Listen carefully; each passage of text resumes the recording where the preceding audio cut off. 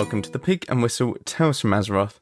As always here at the Pig and Whistle Inn in Stormwind, I go through a variety of subjects with regards to World of Warcraft. So grab a bottle or a pint, sit back and enjoy.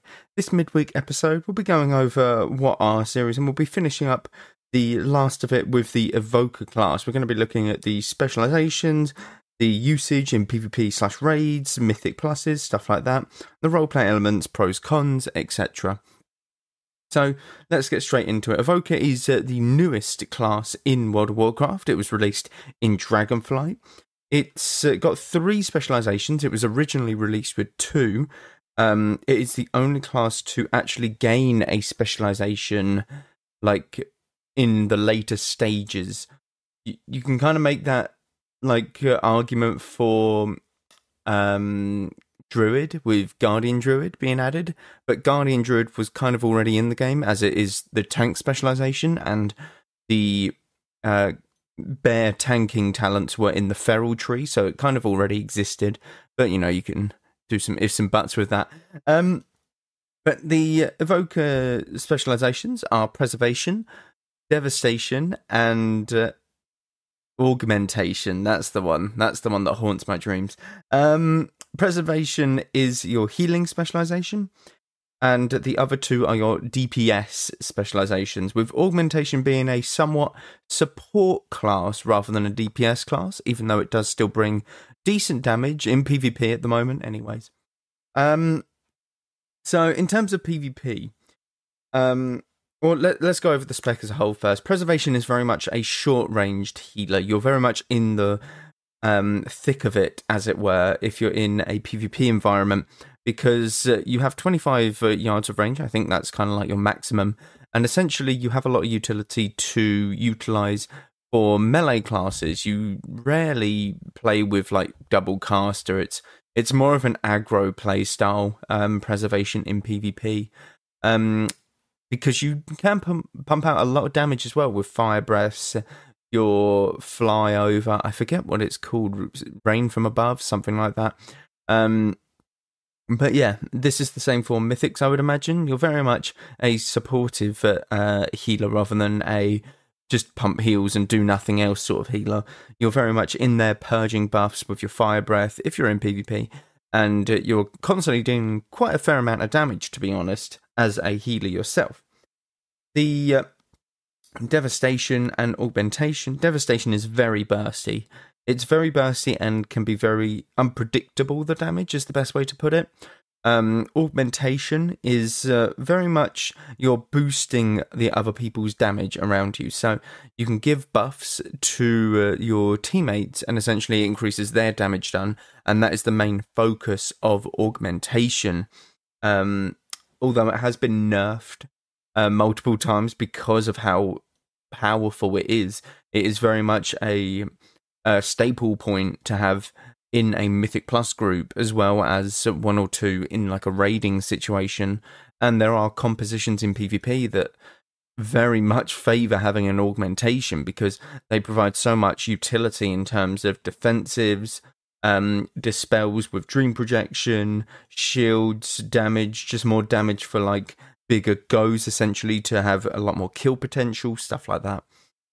Now, in terms of the most, and this is probably the most debated? No, not debated. Controversial specialization, Augmentation, Evoker, because of its supportive nature. And I think it's a very good idea to have played around with a support class, as it were. But the thing with the support class is it buffed way too much. If you look at, like, Mythic Plus raids, or Mythic Plus raids, Mythic Plus and raids, when they first released, I'm pretty sure you had a full group of Evokers. That they did, like, a raid boss with this on Mythic.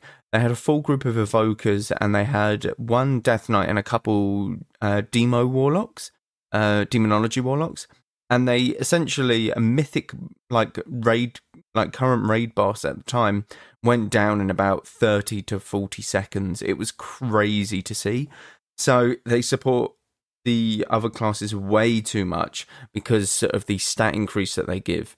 Now, they've obviously nerfed it to a certain point, but it's more heading in the direction of just being a normal DPS, which I think it needs to be at this point. Augmentation shouldn't be a support class because how poorly it was originally designed.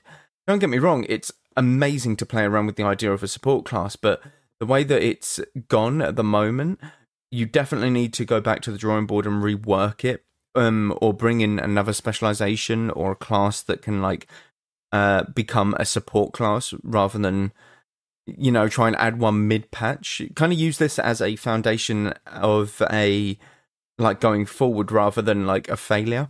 Mainly because it kind of is a failure because of how broken and busted they were. This is probably the most broken spec since the release of Death Knights in Wrath of the Lich King, and they were giga busted. They were the most broken class in the game up until now. So yeah, I think that they probably need to go back to the drawing board and just make Augmentation a DPS, and then later on in WoW's history they can look to add an actual support class and learn from what the mistakes were with Augmentation. But let's get back to it. So PvP-wise, Evokers are very strong in PvP if you pair them with the right classes. Preservation with sort of a melee DPS composition is very good. Anything that goes aggressive, as well as Devastation, anything that has goes, really. So Death Knights are the best ones. Monks are also very good at points, but Death Knights are the best because that's like when they can set up, essentially. Every sort of minute they have a go, Death Knights, and that is perfect for the Evoker, as that is when they have a go as well. In terms of PvP or PvE, Augmentation, like I said, is just very prominent in that at the moment. Devastation, it's a lot less so because it's very bursty and then it does nothing. It doesn't really provide anything extra to the raid environment. You'd just rather have an Augmentation in there at the moment.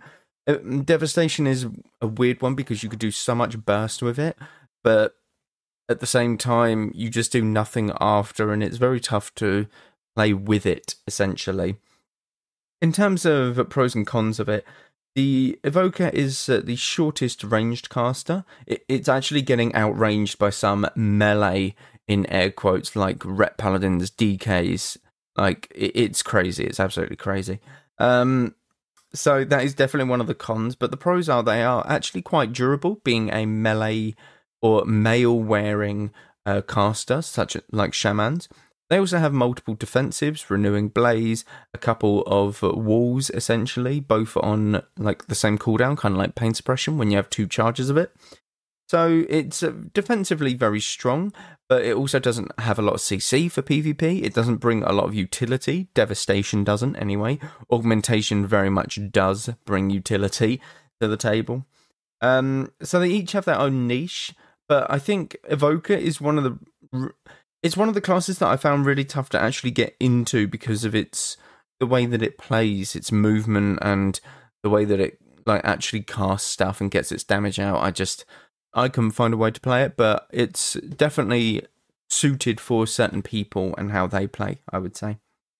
But it is one of the newest classes, so it takes time to people to really perfect it. I don't think anyone's truly perfected it. I think people are very good at the class, don't get me wrong, like very high up there, but to perfect it to the levels that, you know, Priest has been perfected, Druid, everything that we've had since base launch of the game, it's very tough to call that in a sense. But that is it for this episode. Thank you all very much for listening. Do check out all the socials down below. All of them are down there: TikTok, Twitch, YouTube. And support the show more by clicking the link down below and supporting it via $3 a month. It would be very appreciated, and it helps me get more content out to you guys. But thank you all very much for listening, and go with Valor, friend. Bye all.